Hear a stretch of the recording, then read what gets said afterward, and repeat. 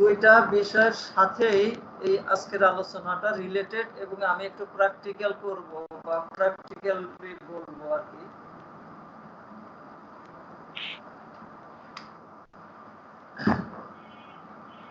Practical করব এইভাবে যে ম্যাথমেটিকা আয়ত্ত করব, যে ম্যাথমেটিকা আর সদৃশ করব, সেই জ্ঞানটা আমরা একটু মানে এটারে কি বলা যায়,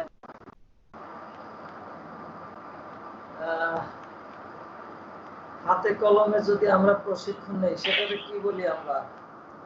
প্র্যাকটিক্যাল। হ্যাঁ, আচ্ছা। তো এখন আজকে আমি আপনারা যদি কথা বলার সুযোগ থাকে আমাকে সহযোগিতা করবেন। আমি একটু অন্যমনস্ক হয়ে পড়ছি, মাঝখানে রুগীও আসছে, আবার ইয়েতে ডিস্টার্ব করায়, নেটে ডিস্টার্ব করায় মুডটা চেঞ্জ হয়ে গেছে। যাই হোক, নাসির মনে হয় সুন্দর আলোচনা করতেছিল, মাঝখানে আমি আবার দুইটা পরে বাধাগ্রস্ত হইলাম। যাই হোক, আমার এখানে কিছু ম্যাথমেটিকা আছে, প্রায় 40-45টা বা 50টা হইতে পারে। আমি আজ থেকে মনে করেন এই 83-82 থেকে শুরু করছি ম্যাথমেটিকা পড়া।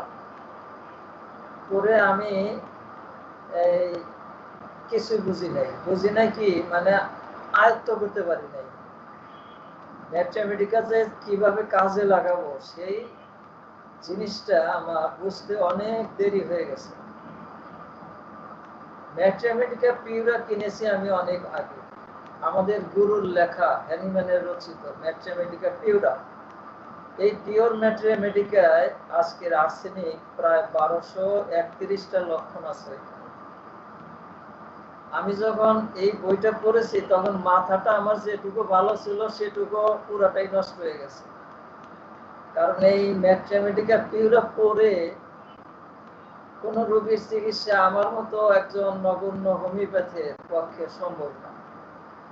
ক্যান্ট, লেকচার, এম ভট্টাচার্য, সবাই আমার কাছে মনে হয়েছে যত বড় বড় ভলিউমের ম্যাথমেটিকা আছে সবাই এত ব্যাপক বিস্তৃত লিখেছে যে সেই বই পড়ে আয়ত্ত করে তারপরে চিকিৎসা দেওয়া এটা অত্যন্ত দুরূহ ব্যাপার।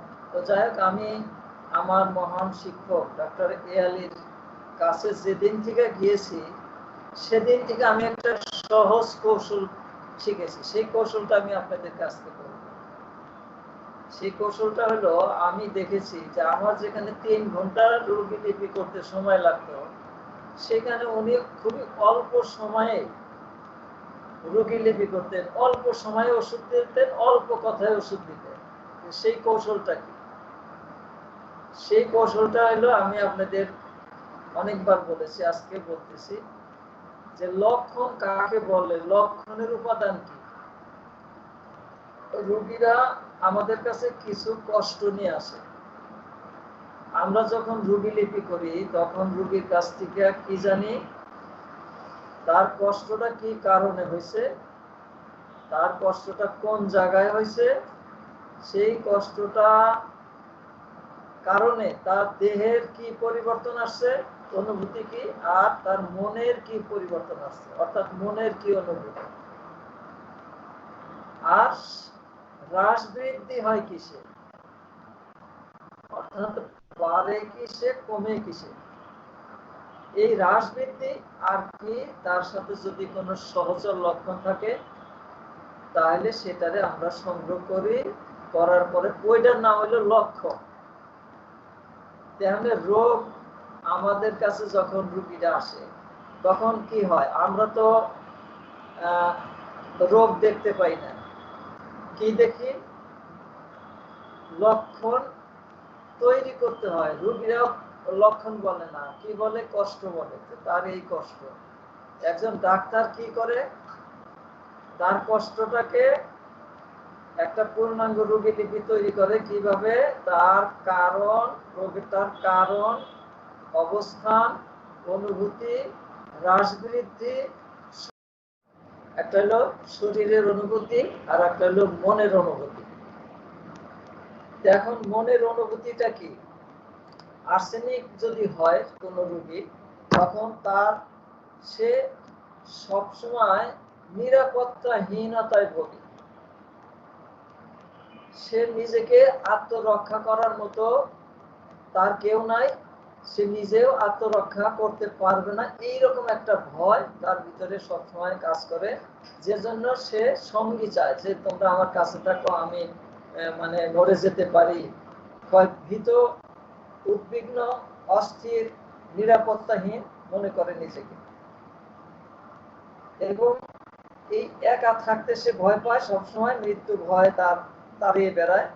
আর সে মনে করে যে আমি ভালো হব না, ওষুধ খেয়ে লাভ হবে না, অর্থাৎ সে আরো গোটা সন্দেহ হয়ে যায়। আর সে কি করে, তার চোখে মুখে একটা বিষণ্ণতা, মনে করে যে সে কিন্তু আর্সেনিকের রোগী যদি হয় সে কিন্তু হাসতে পারে না।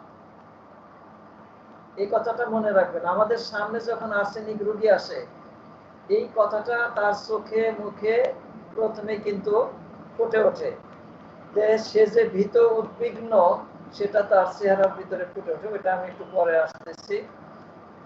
এখন তার মনের মধ্যে যে ভীত সন্ত্রস্ত ভাবটা ফুটে ওঠে, এবং তার কষ্টগুলো এত অসহনীয় হয়, সে কষ্ট সহ্য করতে না পেরে আত্মহত্যার চিন্তাও তার মাথায় আসে, এই এত কষ্ট থেকে মুক্তি পাওয়ার জন্য।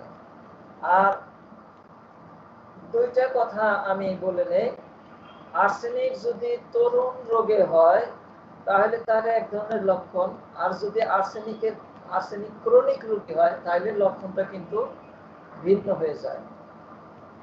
একটা আর্সেনিকের তরুণ রোগে যে যখন তীব্র কষ্ট নিয়ে আসে, তার কষ্টটা অতি তীব্র, অর্থাৎ তরুণ রোগের যে চরিত্র হঠাৎ ভীষণ প্রবল, এবং এই রোগীগুলা কি হয়, অল্প সময়ে হয় রোগীকে মেরে ফেলে, না হয় রোগটাই আপনাই সেরে যায়। আর্সেনিকের যদি তরুণ রোগী হয় তখন কিন্তু এই যে আমি যে মানসিক অবস্থাটা বলতেছি, এগুলা থাকে প্রবল প্রবল মৃত্যু ভয়, প্রবল নিরাপত্তাহীন, প্রবল বিমর্ষ, প্রবল অস্থিরতা, ছটফটানি। সে কোথাও এক জায়গায় দাঁড়াইতে পারে না, ছটফট করতে থাকে। বদ মেজাজ, খিটখিট, সহজেই খিটখিটে হয়ে পড়ে, স্মৃতি শক্তি দুর্বল হয়ে পড়ে, একটা বোকার মতো মাঝে মাঝে উন্মাদের মতো আচরণ করে, অত্যন্ত খুঁতখুঁতে স্বভাবের। যে জিনিস যেখানে রাখা দরকার সেই জিনিস যদি সেখানে না থাকে ভয়ানক রেগে যায়। সে এত পরিষ্কার পরিচ্ছন্ন যে সে সামান্য অগোছালো জিনিসও সহ্য করতে পারে না। অতিরিক্ত ভয়ে সে ভীত সন্ত্রস্ত থাকে। আমরা এই ভয়টাকে যদি একটা ঘোড়ার সাথে তুলনা করি, ঘোড়ার যে চরিত্রটা, এটা আমি পরে বলবো, যদি তবু আমি একটা তার যে মানসিক চরিত্রটা সেটাকে বলার জন্য বলছি, যে সে ঘোড়াটা কেমন করে, সবসময় একটা ছটফট, একটা আতঙ্কগ্রস্ত থাকে। ঠিক এই আর্সেনিকের রোগীর মানসিক অবস্থাটা কিন্তু এরকম থাকে। এটা হলো আর্সেনিকের মনের অবস্থা। এখন শরীরের অবস্থাটা কি হয়? আর্সেনিকের যদি তরুণ আক্রমণ হয়, লক্ষণ যত তীব্র হয় তার শরীরের লক্ষণগুলাও তত তীব্রভাবে দুর্বল হয়ে পড়ে, সে বিছানাগত হয়ে পড়ে, দুর্বল এত বেশি হয় যে সে এত দুর্বল হয়ে পড়ে যে আক্রমণের সঙ্গে সঙ্গে বিছানা শয্যাশায়ী হয়। আর যখন রোগ যন্ত্রণা যত বেশি বাড়ে, মানসিক লক্ষণও তত বাড়ে, অর্থাৎ একটার সাথে আর একটা পরিপূরক ভাবে কাজ করে। তো এখন যদি কোনো রোগী তার মানসিক তীব্র অস্থিরতার সাথে তার রোগ যন্ত্রণার সাথে অতিরিক্ত দুর্বলতা আসে, শরীর দুর্বল হয়ে পড়ে, সমস্ত শরীর জ্বালা যন্ত্রণা তার জ্বালা করতে থাকে, অস্থির ছটফটানির সাথে যদি থাকে জ্বালা, এবং সেই জ্বালাটা যদি আবার গরম কাপড় দিয়ে ঢাকলে আরাম বোধ করে, অর্থাৎ গরমে সে আচ্ছাদনে আরাম বোধ করে, তাহলে একবার আমরা আর্সেনিকের কথা মনে করব। আর কিন্তু আর একটা কথা বিশেষ কথা মনে রাখতে হবে যে আর্সেনিকের রোগীরা কিন্তু মাথায় ঠান্ডা চায় আর সমস্ত শরীরে চায় আচ্ছাদন অর্থাৎ গরম চায়। মাথায় ঠান্ডা চায়, শরীরে আচ্ছাদন গরম আচ্ছাদন চায়। আবার কিন্তু ঠান্ডা খাদ্য সে সহ্য করতে পারে না, গরম খাবার সে চায়। অর্থাৎ তার মানে কি দাঁড়াইলো, সে মাথায় ঠান্ডা চায় আর শরীরে উত্তাপ চায়, আর পেটে কি চায়, পেটে গরম খাবার ছাড়া সে ঠান্ডা খাদ্য সহ্য করতে পারে না। আচ্ছা, তো এখন রোগী হিসাবে সে প্রথম সারির শীত কাতর, সে শীত মোটেই সহ্য করতে পারে না। এখন এটা তো তরুণ রোগের ক্ষেত্রে কিন্তু এইগুলি সবই খুব তীব্র থাকে, প্রবল থাকে। আর একটা জিনিস থাকে যে এই প্রবল পিপাসা থাকে, তার এত বেশি প্রবল পিপাসা কিন্তু পানি খায় অল্প অল্প, বারবার খায়। কেন? সে মানসিক ভাবে মৃত্যু হয়ে ভীত সন্ত্রস্ত হয়ে গলা শুকিয়ে আসে, যার জন্য সে পানি খাইতে চায়, বারবার পানি খাইতে চায়, কিন্তু গলা শুকিয়ে আসলেও সে কিন্তু পানি খেতে পারে না, অল্প পানি খায়, বারবার পানি খায়। আর একটা বিশেষত্ব হলো যে তার খাবারের প্রতি কিন্তু কোনো আগ্রহ থাকে না, খাবারের গন্ধ পর্যন্ত সে সহ্য করতে পারে না, সে খাইলেও কি করে, বমি করে ফেলে, এবং খাদ্যদ্রব্যের গন্ধ পর্যন্ত সে দুর্বলতা সহ্য করতে পারে না। একটা বিশেষ রোগের একটা বিশেষ চরিত্র আছে, আমি এই চরিত্রটা একটু না বললে আমার শান্তি পাইতেছি না। সেটা হলো যে আমরা অনেক সময় দেখি করোনার রোগীর এই লক্ষণটাও কিন্তু আসে, একটা পর্যায়ে ডায়রিয়ার লক্ষণ আসে। ডায়রিয়ার কয়টা লক্ষণ, করোনার কয়টা লক্ষণ বলেছি আগে? 3টা। আর এখন যে লক্ষণটা বলতেছি এটাও কিন্তু করোনার রোগী। আমি বলবো না যে আমি করোনার রোগী চিকিৎসা করছি, আমি এই লক্ষণ নিয়ে, এই করোনার লক্ষণ নিয়ে অনেক রোগী আমার আসতেছে যেটা ডায়রিয়া আসে শেষ পর্যন্ত। এবং আর্সেনিক কখন হয়? যখন দেখা যায় যে খাবারের প্রতি তীব্র অনীহা, বমি বমি ভাব, আর খাওয়ার পরে আবার কি করে, পাতলা পায়খানাও করে, বমিও করে, আর কি করে, অতিরিক্ত দুর্বল হয়ে পড়ে। এই কয়টা কথা যদি আমরা পাই, সেটা করোনাই হোক, ডায়রিয়াই হোক, কলেরাই হোক, এই কয়টা কথা যদি আমরা পাই, তার সাথে যদি মানসিক লক্ষণ আমরা পাই, তাহলে আর্সেনিক অবশ্যই আরোগ্য করবে। এই জন্য আমি এই রোগের কথা দেওয়ার 3টা কয়টা কথা বলেছি আমার মনে নাই। একটা হলো আর্সেনিকের কি বলেছি, অতি পরিষ্কার থাকার জন্য রোগ সংক্রমণের ভয়ে কি করে, সে বারবার হাত ধোয়, আর কি করে, সে মৃত্যু ভয়ে ভীত সন্ত্রস্ত, সে ঘরের ভিতরে থাকে, আর কি করে, সে সবসময় পরিষ্কার পরিচ্ছন্ন থাকতে চায়, আর কি করে, নিরাপত্তাহীনতায় ভোগে। আর যদি এর সাথে ডায়রিয়ার লক্ষণ এইরকম থাকে, তাহলে 100% সে আর্সেনিকের রোগী। আচ্ছা, এখন এই যে তার যে কথাগুলি এতক্ষণ বললাম, এগুলা হলো রোগের কারণ বলেছি, অবস্থান বলেছি, অনুভূতি বলেছি, শরীরের অনুভূতি এবং মনের অনুভূতি, দুইটাই বলেছি। এখন বলবো হ্রাস বৃদ্ধি। এখন হ্রাস হয় কিসে? আমি আগে বলেছি যে তার শরীরে গরম কাপড় দিয়ে ঢাইকা রাখলে সে আরাম লাগে, গরম পানি খাইলে আরাম বোধ করে, যেটা এখন আমরা কিন্তু গরম পানি খাই, আমি জানি না আপনারা খান কিনা। এটাও কিন্তু করোনার সময়ের একটা বিশেষ লক্ষণ। যারা গরম পানি খেয়ে ভালো থাকতে চায় কিংবা আরামে আসি, এটাও একটা আর্সেনিকের লক্ষণ। অতএব একটু ভেবে দেখতে হবে যে আর্সেনিক প্রতিষেধক হবে কিনা। জানি না যারা আর্সেনিককে প্রতিষেধক হিসাবে চিহ্নিত করেছে, তারা আমার মনে হয় এই যে আমি আজকের যে ব্যাখ্যাটা দিচ্ছি, এই ব্যাখ্যাটার সপক্ষে আমার মনে হয় তারা খুব জোরালো যুক্তি দাঁড় করিয়ে আর্সেনিকের সপক্ষে কথা বলতেছে। ব্যাখ্যাটা পাই নাই, কিন্তু ব্যাখ্যাটা আমি দিয়ে দিলাম।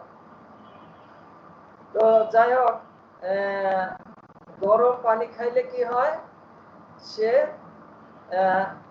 মানে তার আরাম লাগে, ঠান্ডা পানি সে সহ্য করতে পারে না। আর কি করে, লোক সঙ্গে থাকলে সে আরাম বোধ করে, খোলা বাতাসে থাকতেও কিন্তু সে পছন্দ করে। আর বিশ্রামের সে দুর্বল হয়ে যায়, তখন সে বিশ্রাম নিতে বাধ্য হয়। সে কিন্তু শুয়ে থাকার পাত্র না, সে পরিশ্রমী, সে কাজ করতে চায়, কিন্তু শরীর এত দুর্বল হয় যে সে বিশ্রামে থাকতে, অর্থাৎ শুয়ে থাকতে সে বাধ্য হয়। এই জন্য সে শুয়ে থাকে, শুয়ে থাকা পছন্দ, আরাম বোধ করে। আর বৃদ্ধিটা কোন সময় হয়? আর্সেনিকের তরুণ রোগগুলি তীব্রভাবে বৃদ্ধি হয় সাধারণত আমরা লক্ষ্য করেছি মধ্য দিবা এবং মধ্যরাত্রে, 12টা থেকে 2টা, মধ্যরাত্রের 12টা থেকে 2টা, আর দিনের বেলায় 12টা থেকে 2টা। এই সময়টায় সাধারণত তার মৃত্যু ভীতি, অর্থাৎ তার যে কষ্টগুলা, সেই কষ্টগুলা তীব্রভাবে বেড়ে যায়। এবং এই সময়ে বৃদ্ধি যদি আসে, তাহলেই আমরা একবার আর্সেনিকের কথা ভাববো, যদি এর সাথে অন্যান্য লক্ষণ মিলে যায়। আর কি হয়, ঠান্ডা পানি খাইলে কিন্তু তার সমস্ত লক্ষণগুলা বৃদ্ধি পায়, পেটের লক্ষণ বৃদ্ধি পায়, এবং দৈহিক মানসিক পরিশ্রমে সে তার কষ্টগুলা সহ্য করতে পারে না, বেশি হয়। আর আক্রান্ত পার্শ্বে যদি শয়, তাহলেও কিন্তু বৃদ্ধি পায়। আর মাথা নিচু করে শুইলে কি হয়, বৃদ্ধি পায়। সমুদ্র তীরে বৃদ্ধি পায়।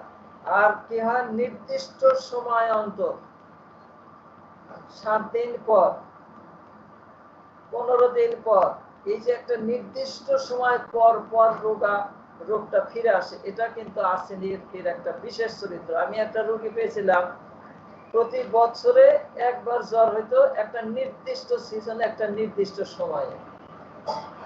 এটার কোনো রোগ নির্ণয় তারা করতে পারে নাই, কিন্তু আমি তাকে আর্সেনিক দিয়ে ভালো করেছিলাম। এই জন্য এই যে একটা নির্দিষ্ট সময়ে রোগ যে ফিরে আসা, এটাও কিন্তু আর্সেনিকের একটা বিশেষ লক্ষণ। এই বৃদ্ধির মধ্যে আমরা এটা নিয়ে আসছি আমি। তো আর আর্সেনিকের কয়টা কথা বললাম, কারণ, অবস্থান, অনুভূতি বললাম, হ্রাস বৃদ্ধি বলেছি। এখন গতি প্রকৃতি। আর্সেনিকের গতি যদি তরুণ রোগী হয়, তাহলে দ্রুত বর্ধনশীল, অল্প সময়ের ভিতরে প্রবল আকার ধারণ করে। এটা হলো আর্সেনিকের তরুণ রোগের ক্ষেত্রে চরিত্রগত বৈশিষ্ট্য। আর যদি ক্রনিক রোগী হয়, যেমন মনে করেন সোরাইসিস, যদি আর্সেনিকের সোরাইসিসের রোগী হয়, এটা তো বছরের পর বছর চলতে থাকে, এটা ক্রনিক কেস। এটা কিন্তু এটার কোনো কিন্তু গতিটতি নাই। হাঁপানি, যদি আর্সেনিকের হাঁপানির রোগী হয়, তাহলে এটা আজীবন, যতক্ষণ আর্সেনিকের রোগীকে আর্সেনিক না দেওয়া হবে, ততক্ষণে হাঁপানির রোগী সারা জীবনে অ্যালোপ্যাথিক কবিরাজি করে সাময়িক উপশম হবে, কিন্তু সারা জীবনে ওই রোগী সারবে না। সোরাইসিস একটা ভয়ঙ্কর দুরারোগ্য চর্মরোগ। আমি দেখেছি 30 বছরের একটা সোরাইসিসের রোগী, সে 30 বছর যাবৎ ভুগতেছে, একজন ব্যাংকের ম্যানেজার। সে সেই ব্যাংকক, তারপরে পৃথিবীর বিভিন্ন দেশে গিয়েছে চিকিৎসার জন্য। তা আমি দেখতাম যে লোকটা পুরা চরিত্রটা আর্সেনিক। কেন, আমি কেন এটা পরে বলতেছি। সে যখন আমার কাছে আসতো, এত টিপটপ পোশাক পরে আসতো, এত সুন্দর চেহারা, ফ্রেঞ্চ কাট, এত ক্লিন শেপ, এত বয়স্ক মানুষ, কিন্তু এত ফিটফাট হয়ে আসতো, মনে হইতো যে রাজপুত্র, কাটা পোশাক। তা এত সে রুচিশীল যে তার ওই কাপড় খুলে না দেখাইলে বোঝাই যাইতো না যে সে এত বড় ভয়ানক রোগী। কিন্তু সে আসতো কিভাবে? একটা একেবারে মানে রাজপুত হয়ে আমার সামনে আসতো। তো এখন এই যে অবস্থায় যখন আসতো, তখন আমি এই যে অতি পরিষ্কার পরিচ্ছন্ন, কিন্তু আরো কিছু ওষুধে আছে, তো সেই ওষুধগুলোর দিকে আমি মনোযোগ দিছিলাম। কিন্তু যখন তার সোরাইসিস দেখাইলো, তখন আমি তার কাতরতা, তার রাসবৃদ্ধি, এগুলা যখন লক্ষ্য করলাম, তখন দেখলাম যে সে ক্লিয়ার আর্সেনিক। তাহলে 30 বছরের রোগীটা, সে কিন্তু এই 30 বছর সে ভোগ করতেছে এবং আর্সেনিকে তাকে আরোগ্য দিয়েছিল। কেন? যে তরুণ রোগে আর্সেনিক হয়, সেটা কিন্তু একটা ভয়ানক রোগে এসে ভয়ানক অবস্থায় চলে যায়। কারণ আর্সেনিক তো একটা ভয়ঙ্কর তীব্র বিষ। এই বিষের যে মৃত্যু যন্ত্রণা, সেই মৃত্যু যন্ত্রণা হয় কখন? তরুণ রোগে। কিন্তু ক্রনিক রোগে কিন্তু তা হয় না। তার বিষক্রিয়াটা হয় ধীর গতিতে, ধীরে ধীরে ধীরে ধীরে মৃত্যুর দিকে যায়। তো এই জন্য এই গতিটা দুই রকম গতি আছে, দ্রুত বর্ধন আছে, আর ধীর গতির বর্ধনের ক্ষেত্রে আর্সেনিক হতে পারে। আর প্রকৃতিটা কিরকম আমি বলেছি, কারণ, অবস্থান, অনুভূতি, হ্রাসবৃদ্ধি, গতি বলেছি। এখন প্রকৃতি। প্রকৃতি বলতে কি বোঝায়? অর্থাৎ একটা মানুষের বিশেষ বৈশিষ্ট্য থাকে। যেমন একটা ঘোড়ার কিছু কেন্দ্রীয় চরিত্র আছে, যা কখনো সে ওইটা থেকে সে নিজেকে বের করে আনতে পারে না। ঘোড়ার যদি আমরা দেখি, সব সময় ছটফট ছটফট ছটফট করতেছে। কি করে? এক জায়গায় দাঁড়াইলে যদি একটু শব্দ হইলো, সাথে সাথে লাফ দিয়ে একেবারে 3 লাফ দিয়ে দিল। একটু টোকা দিল, পায়ের কি করে ঘোড়ার সওয়াররা পায়ের পা দিয়ে একটু গুতা মারে, তাতেও বোঝা যায় যে কি করতে হবে, দৌড়াইতে হবে নাকি থামতে হবে, নাকি আরো জোরে দৌড়াইতে হবে। তাহলে এই যে তার যে চরিত্রটা, এটাই হচ্ছে ঘোড়ার চরিত্র। এখন এই আর্সেনিকের চরিত্রটা কি? আর্সেনিকের চরিত্রটা হলো এই যে সে নিরাপত্তাহীন মনে করে নিজের, সবসময় সে মনে করে তাকে সাহায্য করার কোনো লোক নাই। সেই জন্য সবসময় সে ঘোড়ার চরিত্র মধ্যে একটা উদ্বিগ্ন চটপট চটপট ভাব থাকে। সে চিকিৎসা করতে আসলেও এক ডাক্তারের কাছে সে বেশি দিন থাকতে পারে না। সে তাড়াতাড়ি আরোগ্য হইতে চায়, সে দেরি সহ্য করতে পারে না। সে ছোটখাটো রোগেই সে বেশি বড় করে দেখে, অতিরিক্ত অনুভূতি প্রবল। সে রোগ নিয়ে সে কখনো বসে থাকতে চায় না, সে তাড়াতাড়ি ভালো হইতে চায় এবং ডাক্তার থেকে ডাক্তারের কাছে ঘুরতে থাকে। তার একটা বিশেষ কেন্দ্রীয় চরিত্র আছে। সে কি করে? নিজেকে সবসময় প্রতিকূল অবস্থায় আছে মনে করে সে বিপদগ্রস্ত অবস্থায় আছে, সে আত্মরক্ষা করার জন্য সে অক্ষম। অতএব সে একটা সবসময় একটা নিরাপত্তাহীন মনে করে নিজের। আর এই যে যেটা আগে বলেছি যে সংক্রমণের ভয় তার, সবসময় সে পরিষ্কার পরিচ্ছন্ন থাকা, টিপটপ থাকা, কোনো কিছু স্পর্শ না করা, হ্যাঁ, এই ধরনের তার বৈশিষ্ট্য থাকে। কিন্তু এত যে পরিষ্কার থাকতে চায়, কিন্তু তারপরে দেখা যায় যে তার যে স্রাব গুলা, রোগের স্রাব কিংবা স্বাভাবিক স্রাব, এই সমস্ত স্রাব গুলির মধ্যে দুর্গন্ধ থাকে। রোগজ স্রাব যদি হয় সেটা তো ভয়ানক দুর্গন্ধ থাকে, আর এমনি যে দেহ থেকে যে স্রাব গুলো নির্গত হয় সেগুলিতেও কি থাকে? দুর্গন্ধ থাকে। তো এখন এই যে তার যে পরিষ্কার পরিচ্ছন্ন থাকা, টিপটপ থাকার যে চরিত্রটা, তার যে উদ্বিগ্ন ভয় ভীতি, সবসময় সে একটা আতঙ্ক অস্থিরতা কাজ করে, তারপরে কিন্তু সে দুর্গন্ধ থেকে সে কখনো কি মুক্ত থাকতে পারে না। আর তার কি বৈশিষ্ট্যটা কি? দেখবেন আর্সেনিক রোগীরা, আমি আগে বলেছি, সে হাসে না। হাসে না কেন? তার চেহারার ভিতরে একটা চোখে মুখে কি হয়, একটা আতঙ্কের ছাপ, মানে সবসময় তার মুখে একটা আতঙ্কের ছাপ লেগে থাকে, তাহলে সে হাসবে কেমনে? সে তো নিরাপত্তাহীন মনে করে, মৃত্যু ভয়ে ভীত থাকে, এই জন্য তার মুখে হাসি ফোটে না।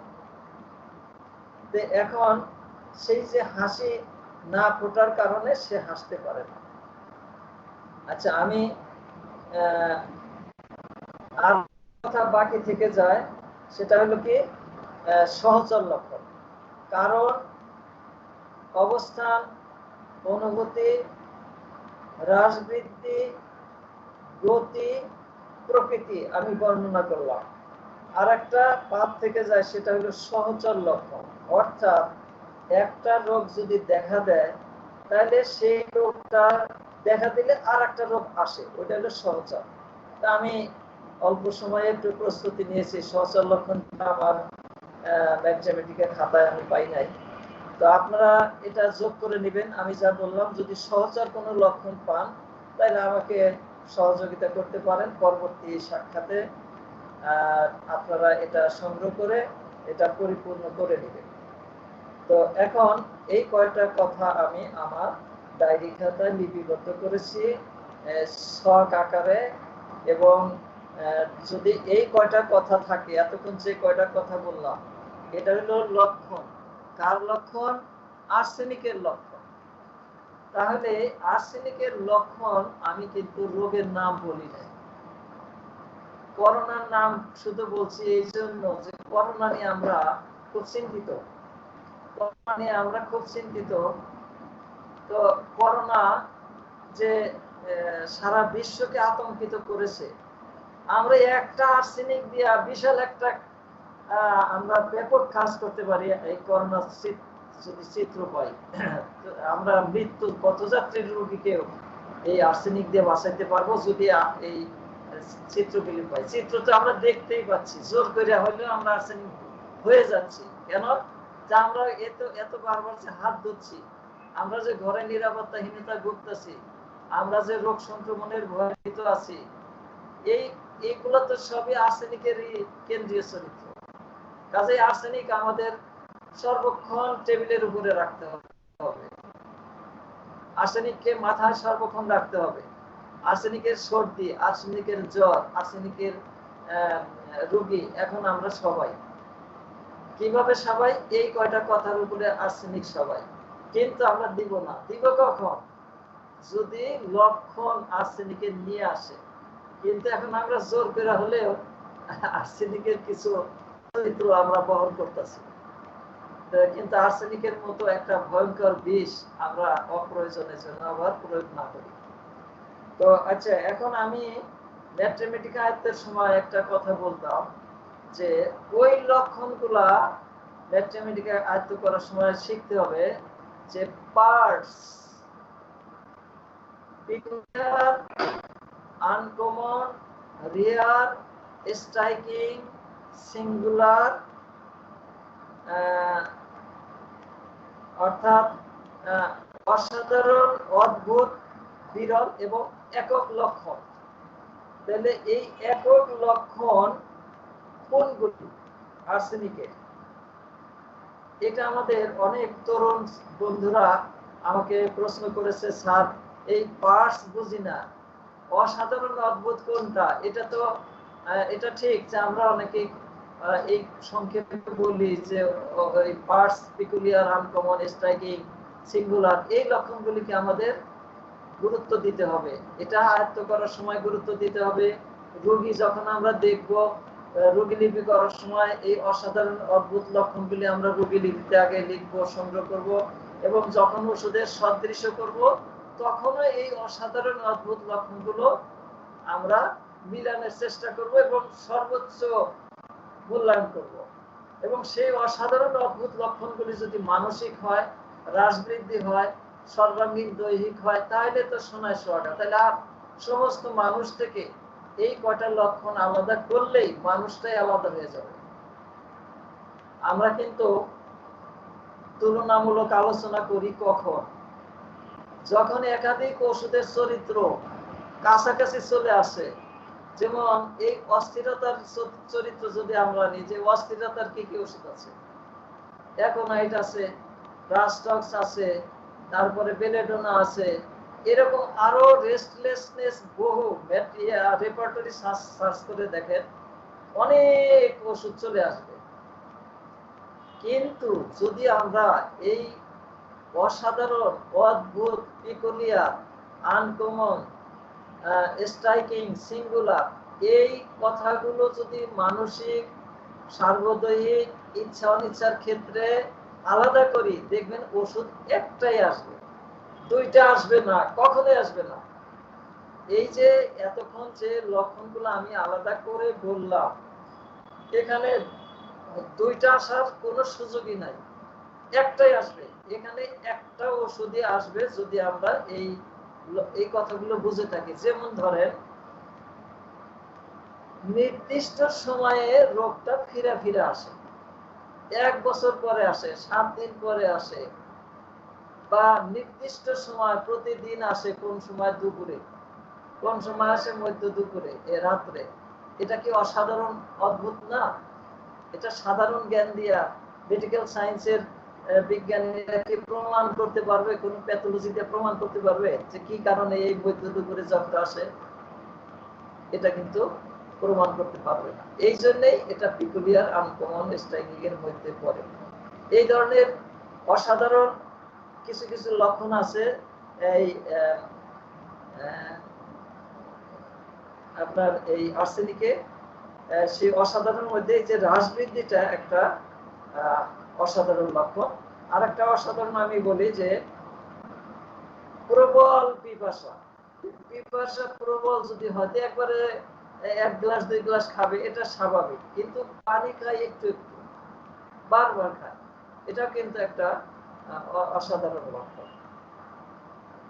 আর কি আরেকটা অসাধারণ আছে, সে নিরাপত্তাহীনতায় ভোগে, একা থাকতে ভয় পায়, সে নিঃসঙ্গ মনে করে, কিন্তু সঙ্গী সহ্য করতে পারে। এটা একটা অদ্ভুত লক্ষণ, যে ভয় পায় তাহলে সঙ্গী থাকবে, এটা তো স্বাভাবিক, কিন্তু আবার সে সঙ্গী সহ্য করতে পারে না, সঙ্গী পছন্দ করে না। আর একটা অসাধারণ লক্ষণ, সেটা হলো সে কিন্তু খুব কৃপণ। এই কৃপণের আরো অনেক ওষুধ আছে, লাইকো আছে, পালসেটিলা আছে, আরো অনেক ওষুধ আছে। কৃপণার একটা বৈশিষ্ট্য আছে, চরিত্র আছে। সেই চরিত্রটা কিন্তু আমাদের যদি মনে রাখি, তাহলে সমস্ত ওষুধ থেকে সে আলাদা কৃপণ হয়ে যাবে। তার অর্থাৎ কৃপণতার মধ্যেও একটা বিশেষ চরিত্র আছে, যেটা এক কৃপণ থেকে আর এক কৃপণ আলাদা হয়ে যায়। হ্যাঁ, লাইকো কৃপণ, সে অনেক টাকা চায়, সে নেতৃত্ব চায়, ধাপ্পাবাজি করে সে পয়সা কামাই করতে চায়, ধাপ্পাবাজি করে ডাক্তারকে পয়সা কম দিতে চায়। কিন্তু আর্সেনিক কিন্তু তা না। আর্সেনিক হলো দায়িত্বশীল, আর্সেনিক কিন্তু পরিশ্রমী, আর্সেনিক কিন্তু ধাপ্পাবাজি না। সে পরিশ্রম করে অর্থ উপার্জন করতে চায়। সে কেন অর্থ সঞ্চয় করে? সে মনে করে যে তার পরিবার আগামীতে খুব দরিদ্রতার মধ্যে পড়বে, তার পরিবার না খেয়ে থাকবে, সেই জন্য সে অর্থ সঞ্চয় করে। হ্যাঁ, সে ভয় পায় যে সে এই যে তার একটা বিশেষ চরিত্র, অথচ তার কিন্তু এই ধরনের ভয় পাওয়ার কোনো কারণ নাই। অর্থাৎ যেখানে কোনো কারণ নাই, ছোট, যেমন মনে করে ছোট একটা রোগ হয়েছে, সেটা গুরুত্ব দেওয়ার কথা না, কিন্তু যদি সেটার অতিরিক্ত গুরুত্ব দেয়, সেটাই অসাধারণ, অদ্ভুত। একটা ছোট কারণকে যদি মনে, হায় হায় আমার ক্যান্সার হয়েছে, এই এই আর্সেনিকের কিন্তু এটা একটা পিকুলিয়ার, যে একটা ছোটখাটো রোগ হইলেই সে মনে করে যে তার বোধহয় ক্যান্সার হয়ে গেছে। এটা একটা অসাধারণ অদ্ভুত লক্ষণ। তারপর সে কাল্পনিক বস্তু দেখে, ভয় ভীতিপূর্ণ জিনিস দেখে। সে দেখে যে ঘরের ভিতরে চোর আসছে কল্পনায়, এবং চোর রে খোঁজার জন্য দৌড়াদৌড়ি ছুটাছুটি করে, চোর ধরবে সে। কিন্তু আসলে দেখা যায় যে সে চত্বরই নাই। এটা একটা কল্পনায় ভূত প্রেত দেখে, তারপরে ইঁদুর সারপোকা এই পোকামাকড় দেখে কল্পনায়। তো এগুলি সবই অসাধারণ লক্ষণ, যেটা সাধারণ নয়। আর আমার আর্সেনিকের বক্তব্য শেষ হয়ে গেছে এখানে, আর্সেনিকের লক্ষণ বলা শেষ হয়ে গেছে। কিন্তু আমরা রোগলিপি করার সময় সর্বাঙ্গীন দৈহিক, সর্বাঙ্গীন মানসিক একটা চ্যাপ্টার আছে। সেই সর্বদৈহিকের লক্ষণগুলো হলো স্থায়ী লক্ষণ। আমরা বলেছি, আচ্ছা আমি কি সময় বেশি নিয়ে ফেলতেছি? না না, তুমি বলেন। আমি আর কয় মিনিট বলতে পারবো? আপনি বলেন। আমাদের আফজাল ভাই উনি এসছেন। আফজাল ভাইকে একটু চাইবো যে উনি আমাদের আর্সেনিক সম্বন্ধে কিছু কথা বলুন উনি। আফজাল ভাই। আফজাল সাহেব আমাদের সাথে যুক্ত হয়েছেন। তো জি উনি জি তো জি, অনেক উনি তাহলে উনি অনেক জ্ঞানী মানুষ, আমি কি ছেড়ে দেব? আপনি বলেন, আরো পারলে হয়তো 5 মিনিট বলেন, উনি কিছু বলুক। আফজাল ভাই, আফজাল ভাই, হ্যালো আফজাল ভাই, আপনি আনমিউট করেন। আফজাল ভাই কাইন্ডলি আপনি আনমিউট করেন, তাহলে শুনতে পারবো আপনার কথা। জি আচ্ছা, আপনি বলেন, দেখি আপনি বলেন। আচ্ছা আমি শেষ করে উনি দেই। আসুক। আফজাল সাহেব আমি উনি উনি আপনি উনি আসুক। আপনি উনি হয়তো মিউট করে রেখেছেন। আনমিউট করলে ওনার কথা হয়তো আমরা কিছু শুনতে পারবো। আপনি বলতে থাকেন। জি। আচ্ছা, আমরা রোগীলিপি করার সময় একটা অংশ রাখি, সেটা হলো সর্বাঙ্গীন, সর্বাঙ্গীন দৈহিক, সর্বাঙ্গীন মানসিক। এটারে আমি আমার ভাষায় আমি নাম দিয়েছি রোগীর লক্ষণ। রোগীর লক্ষণটার মধ্যে কি থাকে? রোগের লক্ষণ আর রোগীর লক্ষণ। রোগের লক্ষণের মধ্যে থাকে যে রোগ হওয়ার পরে তার দেহের, তার মনের যে পরিবর্তনটা আসে, যে কষ্ট নিয়ে আসে, সেই কষ্টগুলাই হচ্ছে রোগের লক্ষণ, যে চিত্রের মাধ্যমে আমরা ওষুধ প্রয়োগ করি। আর রোগীর লক্ষণ, রোগীর লক্ষণের মধ্যে থাকে রোগ হওয়ার আগেও তার এই চরিত্রটা ছিল, রোগ হওয়ার পরেও আছে, রোগ সেরে যাওয়ার পরেও তার এই বৈশিষ্ট্যটা থাকবে। অর্থাৎ আমরা জন্মই হয়েছি সেই বিশেষ চরিত্র নিয়ে, অর্থাৎ যাকে বলে স্থায়ী লক্ষণ। অর্থাৎ রোগীর নিজস্ব একটা চরিত্র, নিজস্ব একটা বৈশিষ্ট্য, যে বৈশিষ্ট্যটা আমরা সবসময় লক্ষ্য করি। যেমন আর্সেনিকের যদি রোগী হয়, আমরা তাকে আর্সেনিক দিলে কি হবে?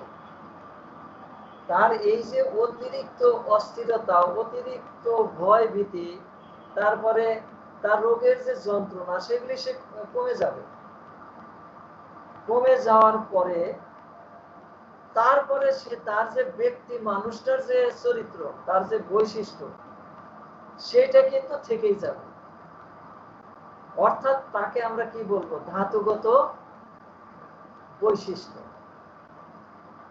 এই যে ধাতুগত লক্ষণ বা ধাতুগত বৈশিষ্ট্য, সেটাকে আমরা রেপার্টরির ভাষায়, এক এক রেপার্টরিতে অবশ্য যদিও এক এক ভাষায় কথা বলা হয়েছে, এক এক ভাষায় ই করা হয়েছে, আবার কোন কোন রেপার্টরিতে কিন্তু ক্ষুদ্র ক্ষুদ্র ভাবে বিভাজন করে করে মানসিক, সর্বাঙ্গীন, দৈহিক, আবার এটারেও আবার ভাগ ভাগ করে তৈরি করা হয়েছে। তা আমি আমার যে ম্যাথমেটিক্যাটা বা রোগীলিপি করার সময় যে অংশটা রেখেছি, সেটাকে সর্বাঙ্গীন হেডলাইন দিয়ে, ওই সর্বাঙ্গীনের নিচে যে কথাগুলি আমি সংগ্রহ করি, সেই কথাগুলো আমি এখানে নিয়ে আসছি। সেটা হলো কি, আর্সেনিকের রোগীর বডিটা কেমন থাকে। আর্সেনিকের মুখমণ্ডলটা কেমন থাকে, আর্সেনিকের শারীরিক ক্ষুধা, ইচ্ছা অনিচ্ছাটা কেমন থাকে, সে কি ধরনের খাবার পছন্দ করে, এইগুলো কিন্তু তার ব্যক্তিগত ইচ্ছা অনিচ্ছা, রুচি, পছন্দ অপছন্দ, অর্থাৎ মানুষটার বৈশিষ্ট্য, মানুষটার চরিত্র। এই চরিত্রগুলো যদি আমরা আলাদা করি, সেটা আমি আমার মতো করে সর্বাঙ্গীন দৈহিকের ভিতরে নিয়ে আসছি, এই সর্বাঙ্গীনের মধ্যে নিয়ে আসছি। যেমন আর্সেনিকের মানুষটা কিরকম, সে পরিষ্কার পরিচ্ছন্ন টিপটপ ফিটফাট থাকতে চায়, তার রোগ সেরে গেলেও কিন্তু সে এই পরিষ্কার পরিচ্ছন্ন সে থাকবে, সে কখনো কি হবে, নোংরা হবে। সে একজন রুচিশীল মানুষ, তার রুচি বোধটা খুব বেশি। রোগ হইলে ওইটা তীব্র হয়, রোগ কমে গেলেও কিন্তু ওইটা একটা মার্জিন মাফিক থেকে যায়, যেটা অন্যের কষ্টের কারণ হয় না। কিন্তু কষ্টের কারণ হয় তখন যখন সেটার স্থূল মাত্রায় বেড়ে গিয়া চারপাশের লোকগুলিকে এই মানে পারিপার্শ্বিক অবস্থার সাথে নিজেকে আর খাপ খাওয়াইতে পারে না, অতিমাত্রায় রুচিশীল, অতিমাত্রায় পরিষ্কার পরিচ্ছন্ন, তখন কিন্তু সেটা হয়ে যায় রোগ। কিন্তু যেটা মার্জিন মাফিক চলে আসে, তখন কিন্তু সেটাকে আমরা রোগ বলি না। যেমন আর্সেনিকের রোগী আমাদের এই যে দর্শকদের ভিতরেও থাকতে পারে, কিন্তু আমরা তো ডাক্তারের কাছে যাচ্ছি না, অনেক আর্সেনিকের রোগী আছে। তো এখন সে তারা তো আর্সেনিকের রোগী মানে কষ্ট নাই সেজন্য যাচ্ছে না, কিন্তু তার ধাতুগত বৈশিষ্ট্যটা আর্সেনিকেরই থাকতে পারে। সেই জন্য আমি এই অংশটাকে আলাদা করে লিখে নিয়ে আসছি যে আর্সেনিকের রোগীরা অতি অনুভূতি প্রবণ, প্রথম শ্রেণীর শীতকাতর, প্রথম সারির কি পরিষ্কার পরিচ্ছন্ন, সবসময় সে নিজেকে কি করে, নিরাপত্তাহীন মনে করে, আর কি করে, সে খুব খিটখিটে মেজাজে, সে কিন্তু শান্ত মেজাজ, ভদ্র না, সবসময় তার একটা ই থাকে। আর টাকা পয়সা সে কি করে, খরচ করতে চায়, আর এটা হচ্ছে তার কৃপণতার একটা বিশেষ চরিত্র। আর খাবার দাবার সম্পর্কে তার খাবারের প্রতি আগ্রহটা খুবই কম, সে খাবারের গন্ধ সহ্য করতে পারে না, এটা রোগের সময় এটা তীব্র আকারে নেয়। আর সে কি করে, টক ফল, টক দ্রব্য খাইতে খুব বেশি পছন্দ করে, আর সে গরম খাবার পছন্দ করে, আর কি করে, গরম চা কফি এগুলা খাইলে তার আরাম বোধ করে, এবং সেটা সে খুব পছন্দ করে, এবং গরম দুধ খাইতেও সে খুব পছন্দ করে। তো যখন সে সাধারণত সে প্রথম শ্রেণীর শীতকাতর, সেই জন্য সে যখন শয় তখন সে কি করে, ওই কুকুর কুণ্ডলী হইয়া ঘুমায়, এটা হলো তার একটা অভ্যাস। কিন্তু যদি সে তরুণ রোগে আক্রান্ত হয়, তাহলে অবশ্যই দেখবেন, যদি আর্সেনিকের বাসায় যান কখনো আর্সেনিকের রোগী দেখতে, দেখবেন যে সে এইভাবে উকরি মুকরি হয়ে রয়েছে। হ্যাঁ, যে যদি সে কাঁথার নিচেও থাকে তাও সে কোকড়ে আছে, কেন, সে প্রথম সারির শীতকাতর। তো থ্যাংক ইউ অল। আমি আর আপনাদের নির্যাতন করতে চাই না, আপনাদের এই সবই জানা, তবুও আমি আমার যে ম্যাথমেটিকে আমি তৈরি করতেছি, যদি জানি না বেঁচে থাকতে পারবো না ওই পর্যন্ত, আমি একটা ম্যাথমেটিকে তৈরি করতেছি আমার এই ধাঁচে, আমি যে ধাঁচে যেভাবে আপনাদের সামনে তুলে ধরলাম, আমার ম্যাথমেটিক্যাল গঠন কৌশলটা হবে, প্রত্যেকটা ওষুধের গঠন কৌশলটা হবে এরকম। তো যদি আপনাদের কাছে গ্রহণযোগ্য মনে হয়, আপনারা এটাকে গ্রহণ করতে পারেন, আর আমার যদি কোনো ভুল ত্রুটি হয় সেটাকে আপনারা বাদ দিয়ে গ্রহণ, কারণ এই ওষুধের আলোচনাটা আমার নিজস্ব আঙ্গিকে, নিজস্ব ঢঙে, নিজস্ব ভঙ্গিতে। তো আপনাদের সবাইকে ধন্যবাদ। আসসালামু আলাইকুম ওয়া রাহমাতুল্লাহ। ওয়ালাইকুম আসসালাম। আপনাকে অসংখ্য ধন্যবাদ এতক্ষণ আসলে এত সুন্দর আলোচনা করার জন্য, আপনাকে ধন্যবাদ জানাই। তো আফজাল ভাই, হ্যালো আফজাল ভাই, আপনি আনমিউট না করলে আপনাকে শুনতে পাচ্ছেন না। আফজাল ভাই, আপনি শুনতেছেন?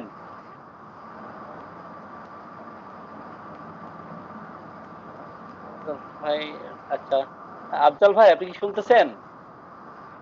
আচ্ছা, তাহলে আমরা এখানেই শেষ করি। জি। হ্যাঁ, আজকে এখানে শেষ আমাদের করা যাক।